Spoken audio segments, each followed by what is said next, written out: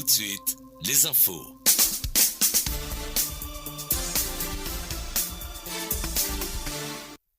Nous sommes jeudi 8 mai 2025. Messieurs, dames, bonjour et bienvenue sur les ondes de la radio Gakwa émettant à Maradi et ses environs. Il est midi, c'est l'heure de votre journal en français. Présentation d'Ode Gaboujaouzao. Au sommaire de ce journal, curage des caniveaux dans la région de Maradi à 2 mois de la saison pluvieuse. Le détail dans ce journal. Le premier vol pour le Hajj 2025 des pèlerins nigériens a été reporté jusqu'à nouvel ordre. Précision dans un instant. En cette période de chaleur, les températures peuvent atteindre jusqu'à les 44 degrés Celsius à Maradi et ses environs. Pourtant, nombreux sont les ouvriers qui travaillent rigoureusement malgré cette chaleur ardente. Dans son reportage, Moustapha Menassara nous en parle des conditions de travail de ces ouvriers. Y a-t-il des réflexes à savoir sur la qualité des produits de consommation du moment où beaucoup de produits continuent à être vendus bien que expirés? Réponse dans ce journal, ça serait avec le reportage de Mohamed Maman. Messieurs, dames, bienvenue dans ce journal. L'activité de cueillage des caniveaux a débuté depuis quelques jours ici à Maradi, au quartier Bagalam. Cette activité se déroule normalement. Ali Kalla, président de l'association Bruni de Kakara, nous en parle. Ce qu'on va dire, on a commencé ce travail depuis à peu près une semaine et je pense que ça déroule normalement. On est ensemble, on est sur le point de supervision. Et Masha'Allah, tout ça se passe bien. Et je vois que cette année, ça a vraiment changé, puisque le travail ça a beaucoup avancé. Et on va essayer de voir comment on va gérer la situation pour éviter l'inondation. Alors, quel appel avez-vous à lancer à l'endroit de la population? Appel à notre population de la ville de Maradi, c'est que je vais tirer l'attention du peuple. Il faut vraiment dégager des déchets dans les quartiers. Et si je vois peut-être les gens qui sont dans les quartiers en train de lancer les déchets des quartiers, je pense que ça va nous créer des problèmes. Et vous voyez comme l'année passée, l'inondation, comment ça a été passé avec les peuples, les maisons, etc. Donc, pour éviter ça, il faut vraiment travailler ensemble. Je pense que c'est ce que je vais faire une attiration du peuple. Chaque année, des milliers de pèlerins se rendent à la Mecque pour le pèlerinage réparti en des vols. Le premier vol du Hajj 2025 était prévu pour ce jeudi 8 mai 2025, mais ce dernier est reporté jusqu'à nouvel ordre. Omar Diallo, directeur général de l'agence Badr de Maradi. Nous, on a pris ça comme ça, mais on est en train d'essayer d'approcher la commission de l'organisation du Hajj pour savoir qu'est-ce qui s'est passé. Ça peut être des décalages d'heures ou d'une journée ou 2 jours. Donc, nous, pour le moment, on garde le cap tel qu'il a été vraiment programmé. Donc, on peut dire que ce n'est pas un problème majeur pour ce décalage-là. Non, pour le décalage, pour le moment, vraiment, on est dans les délais. On ne peut pas dire que c'est parce qu'on n'a pas pu faire le vol là, la date est indiquée, il y a problème. Parce que si vous regardez, le vol là, s'il commence après la fête, le retour là, ils sont obligés de dépasser 30 jours. Or, nous, les Nigériens ne veulent pas dépasser 30 jours.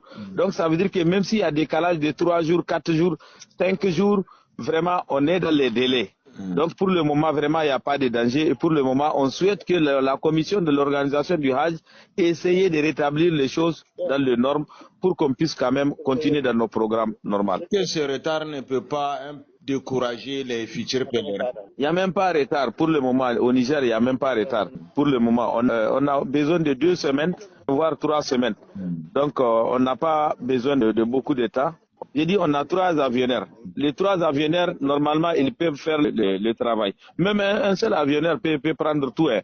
On a 3 avionneurs. Donc, pour le moment, vraiment, il n'y a pas de danger. Et c'est pour cela que nous, les structures, on a demandé chaque fois, on a besoin de 3 avionneurs. Parce que si l'autre ne peut pas, au moins il y a 2. Si l'autre ne peut pas, et là, on peut chercher un autre très rapidement. Au moins qu'on a la garantie d'un qui est en train de faire les navettes qui continuent. Il ne faut pas prendre un seul avionneur. Quand il y a blocage, tout le monde est bloqué. Donc, je crois bien que c'est comme ça qu'il faut faire. Est-ce que tous les futurs pèlerins ont déjà leur visa? Non, pour le moment, en tout cas, les derniers échos qu'on ait avec le chef de groupe, les agences et les techniciens de la commission de l'organisation du Hajj, vraiment, c'est très peu ce qui reste. Et ça aussi, c'est moins de 50. Pour tous les pèlerins du Niger, c'est moins de 50. Et que le moins de 50 là, il y a toujours des changements à la dernière minute, il y a toujours des problèmes à la dernière. Il y a question des femmes en grossesse, il y a question de désistement, il y a question des maladies et tout ça là. Donc on est obligé de changer à la dernière minute. Jusqu'au départ, quand même, on risque d'avoir quelques changements comme ça. La santé passe par la bouche du temps souvent. Autrement dit, la qualité des produits que nous consommons est directement liée à notre état de santé. Pourtant, sur les marchés, il est parfois difficile de distinguer les produits sains de ceux qui présentent un danger. Entre les contrefaçons, les produits avariés et ceux mal conservés, le consommateur se retrouve souvent exposé à des risques parfois graves. Quels sont alors les bons réflexes à adopter pour éviter ces pièges? Élément de réponse dans ce reportage de Mohamed Maman. Dans les chantiers, sur la route ou dans les ateliers de fortune. Le bon réflexe pour identifier un produit de qualité sur le marché consiste à vérifier son homologation en laboratoire, le respect des dosages des ingrédients, sa date de péremption, ainsi que son odeur et sa couleur pour s'assurer qu'il n'a subi aucun changement. Pourtant, la plupart des consommateurs ne prennent pas toujours en compte ces critères essentiels, selon Mohamed Oumarou Magaji, directeur régional du commerce en Maradi. Pour notre cas ici au Niger, c'est l'ANMC qui certifie et qui contrôle les produits, et que ce soit des produits au niveau alimentaire. Et quand vous partez un peu au Nigeria, c'est le NAFDAC. Donc, dès que vous prenez ces produits, vous voyez que c'est un produit qui a été vérifié, contrôlé par une agence reconnue au niveau national ou au niveau international. Donc, c'est un produit qui vous rassure. Donc, c'est le premier aspect. Le deuxième point, vous vérifiez au niveau de la posologie ou au niveau du dosage du produit. Si vous voyez que les ingrédients, par exemple, qui sont donc les éléments constitutifs du produit, ne sont pas, c'est-à-dire, ils ont été listés et que parmi les ingrédients, si peut-être vous n'êtes pas allergique à un des produits, donc ça veut dire que c'est bon pour vous. C'est un produit de... Maintenant, quand vous vérifiez aussi, la posologie vous permet de voir aussi, si vous ne voulez pas peut-être du sucre dans le truc ou des trucs, ça permet de vous voir combien de grammes de trucs a été introduit là. Il y a dans ce... Et à ce niveau, vous pouvez prendre des mesures, soit de le consommer ou pas. Sur les marchés, les produits contrefaits sont de plus en plus présents. En tant que consommateur, quelles précautions faut-il prendre? Réponse avec le directeur régional du commerce en Maradi. Vous pouvez avoir des produits de bonne qualité, mais au niveau de l'entreposage ou au niveau du stockage, si c'est pas bien entretenu ou bien si c'est pas bien emmagasiné, par exemple, il y a des produits qui ont besoin de la fraîcheur, de l'humidité. Ils sont peut-être laissés dans le soleil, ils vont changer de couleur, ils vont changer de... Donc là, vous voyez que ça devient des produits, d'office, ils deviennent avariés parce qu'ils sont de bonne qualité, mais malheureusement, compte tenu du moyen de stockage qui a été employé, et ça a impacté leur processus naturel. Donc voilà les réflexes que un consommateur doit avoir. Il vérifie ses caractéristiques et maintenant quand il ouvre, dès qu'il sent que l'odeur n'a pas changé, la couleur n'a pas changé, mais que le goût a changé, ça veut dire que c'est déjà impropre, c'est avarié. Consommer un produit avarié ou contrefait peut entraîner de graves conséquences sur la santé publique. Il est donc essentiel de vérifier les produits avant tout achat. Comme on le dit, mieux vaut prévenir que de guérir. Il est difficile pour les ouvriers de travailler en cette période de chaleur. À Maradi, par exemple, les températures frôlent les 44 degrés Celsius. Malgré ces conditions éprouvantes, de nombreux ouvriers continuent d'exercer leurs activités à l'extérieur. Comment font-ils pour tenir face à cette chaleur accablante? Réponse dans ce reportage de Moustapha Maïnassara.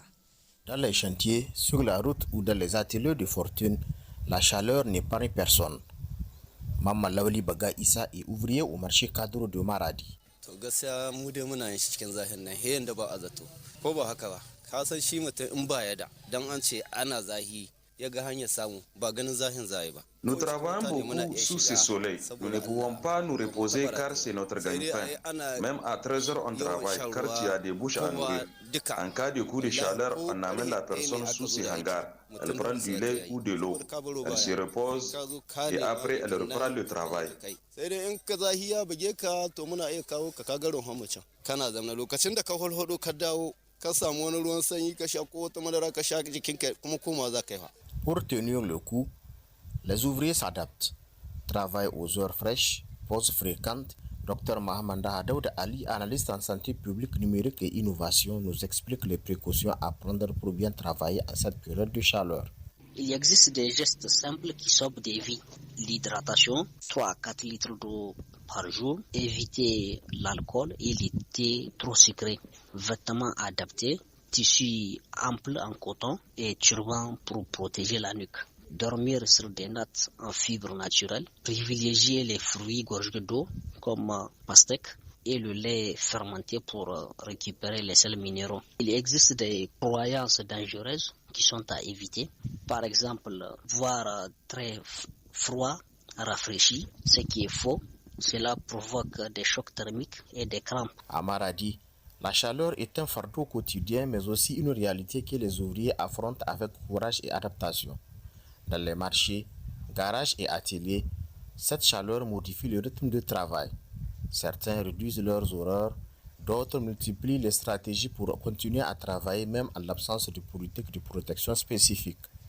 Toutefois, cette chaleur n'est pas sans conséquence sur la santé humaine.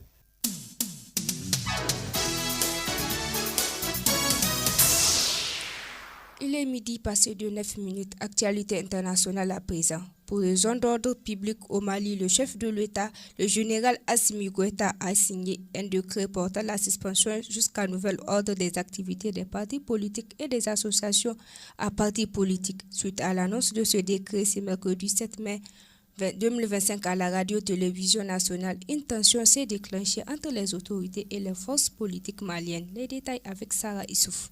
Cette mesure intervient alors qu'une coalition de partis et d'organisations politiques avait appelé à manifester vendredi prochain à Bamako pour dénoncer les propositions issues des récentes consultations nationales pour la relecture de la charte des partis politiques et de son abrogation. La rencontre recommandait notamment la dissolution des partis et la possibilité de reconduire le président de transition pour un mandat renouvelable de 5 ans. La majorité des partis politiques avait boycotter ces consultations, dénonçant une tentative de prolonger la transition et d'écarter toute opposition. Le 3 mai, des centaines de manifestations avaient bravé l'interdiction de rassemblement pour réclamer le respect du calendrier de retour à l'ordre constitutionnel et la fin de la transition militaire. Depuis plusieurs mois, les élections présidentielles et législatives initialement prévues en mars 2024 sont reportées sans nouvelle date officielle, accentuant les tensions entre les autorités et les forces politiques. Et c'est ainsi que prend fin cette information de la mi-journée, journal réalisé par El Kamatou Maman Bachir, présenté par d'autres Gabouchouza. Merci de l'avoir suivi. Restez à l'écoute, le programme continue sur la radio Bamba.